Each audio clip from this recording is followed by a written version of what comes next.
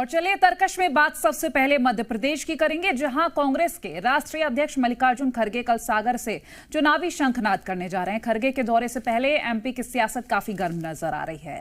ऐसे में बात शहडोल से आई खबर की भी करेंगे, जहां सीएम शिवराज का कहना सामने आया है। उनका कहना ये कि तमाम जो तैयारियां हैं वो सामने आ रही हैं। और फिलहाल आपको ये भी बता दें कि तर्कश में वो बड़ी खबरों को लेकर हम बात कर रहे हैं जिन पर दिन भर नजर बनी रहती है। तो देखिए शहडोल से जो खबर सामने आई, जहां सीएम शिवराज ने कार्यक्रम में भीड़ जुटाने के लिए कलेक्टर साहब अधिकारियों को निर्देश देते हुए नजर आए हैं। वहीं इस वीडियो के सामने आने के बाद नेता प्रतिपक्ष का भी बयान सामने आया है। इसके साथ ही छत्तीसगढ़ की भी बात करेंगे, जहां चुनाव से पहले राजनीतिक पार्टियां खुद को बेहतर बताने में जुट गई हैं और एक दूसरे के कार्यकाल पर सवाल उठा रही है। तर्कश में बात प्याज पर बढ़ाए गए निर्यात शुल्क की भी करेंगे, जिसका किसान लगातार विरोध कर रहे हैं। किसानों का साफ ये कहना कि इससे उन्हें नुकसान झेलना पड़ेगा।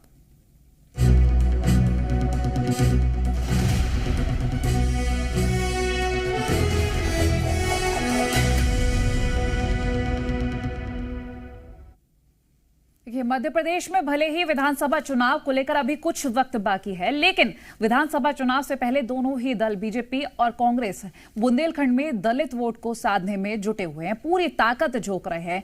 12 अगस्त को प्रधानमंत्री नरेंद्र मोदी ने संत रविदास मंदिर का भूमि पूजन और एक विशाल जनसभा को संबोधित भी किया था। और अब कांग्रेस के राष्ट्रीय अध्यक्ष मल्लिकार्जुन खड़गे 22 अगस्त को सागर पहुंच रहे हैं।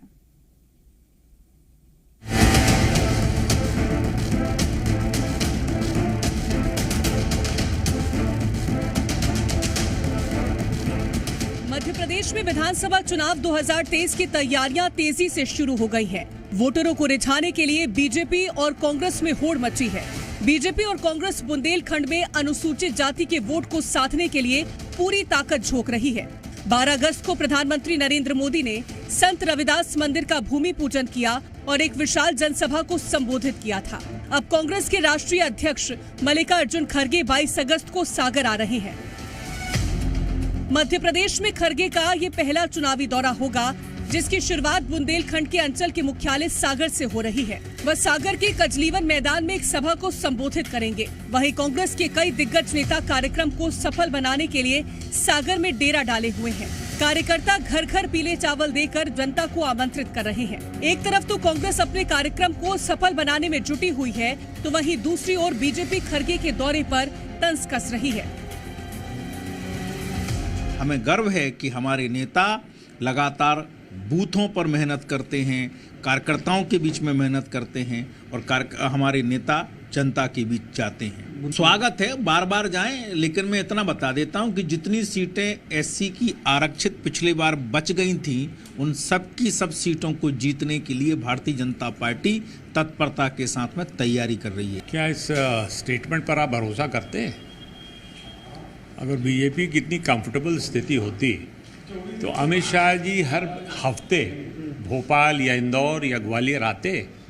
कभी ऐसा आपने देखा है? केंद्रीय नेतृत्व के नेता, दिल्ली के नेता, बड़े नेता इस तरह से दौड़े करते हो? बहुत घबराए हुए हैं।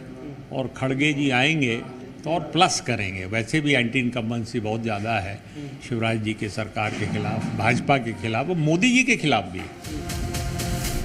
तो चलिए अब आपको बताते हैं कि आखिर सागर का चुनावी समीकरण क्या है। बुंदेलखंड का सबसे बड़ा शहर है सागर। इस इलाके में दलित आबादी की संख्या ज्यादा। यहाँ के वोट बैंक पर बीजेपी कांग्रेस की नजर। अनुसूचित जाति के लिए आरक्षित 35 सीटें। तो वहीं एक नजर जरा पिछले नतीजों पर भी डालते हैं, जिसके बाद ये स्पष्ट हो जाएगा कि आखिर सागर मध्य प्रदेश की चुनावी रणभूमि क्यों बना हुआ है। बीजेपी को मिली थी 18 सीटें, कांग्रेस के खाते में आई थी 17 सीटें।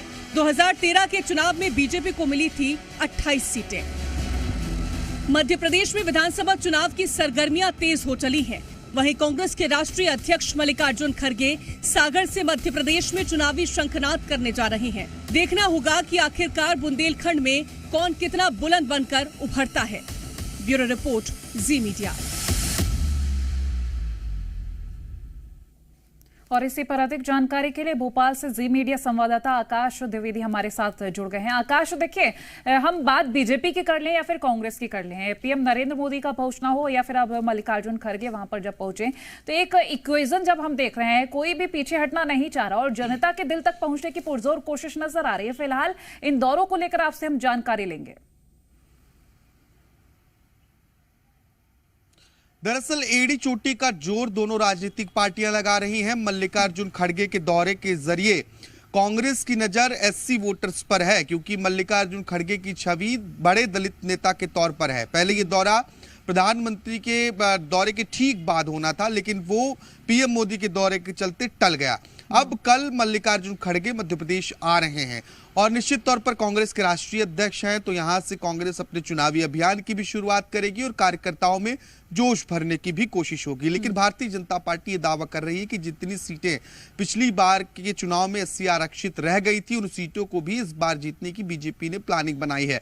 हालांकि कांग्रेस बीजेपी की घबराहट इसे करार दे रही है। कांग्रेस कह रही है कि जिस तरीके से बीजेपी के केंद्रीय नेतृत्व ने मध्य प्रदेश में सक्रियता बढ़ाई है, उससे साफ पता चलता है कि कांग्रेस की तैयारियों से भारतीय जनता पार्टी घबराई हुई है। लेकिन अब ये ध्यान देना होगा, क्योंकि बुंदेलखंड का दौरा है। बुंदेलखंड से कांग्रेस को आस ये है कि विंध्य का जो क्षेत्र है, विंध्य जो बीजेपी का गढ़ माना जाता था, विंध्य पर भी इसका इंपैक्ट पड़ेगा। इसके साथ साथ ही बुंदेलखंड के जो क्षेत्र हैं जहां पर दलितों की अधिक आबादी है, उन सीटों पर मल्लिकार्जुन दौरे का खास इफेक्ट देखा जाएगा। ये कांग्रेस की उम्मीद है। हालांकि कितना इंपैक्ट होता है ये आने वाला वक्त बताएगा। फिलहाल कांग्रेस पार्टी मल्लिकार्जुन खड़गे के दौरे को लेकर तैयारियों में जोर शोर से जुटी हुई है।